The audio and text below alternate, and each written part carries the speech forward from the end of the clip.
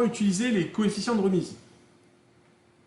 Alors, on part d'un prix de vente hors taxe de 10%, et puis on effectue une remise de 5%.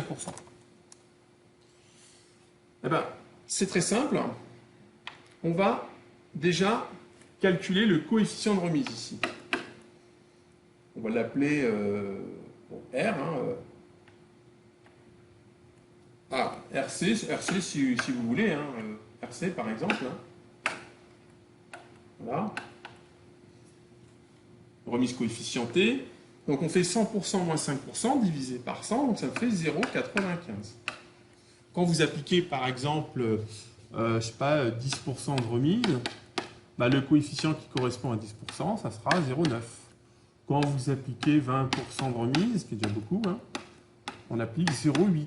C'est-à-dire qu'on ampute le prix de vente de 20%, donc c'est-à-dire qu'on va proposer 80% du prix de vente finalement au client, en fait.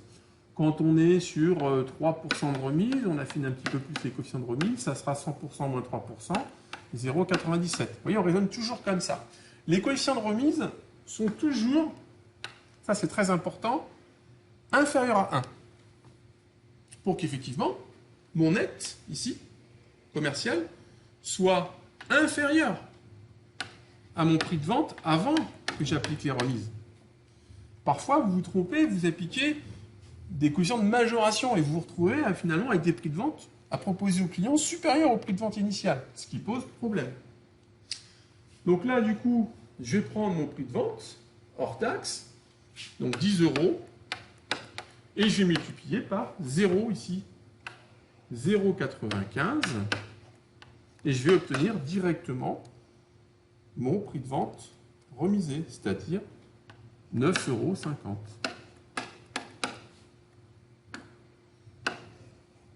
Voilà, pour le calcul, enfin l'utilisation des coefficients de remise.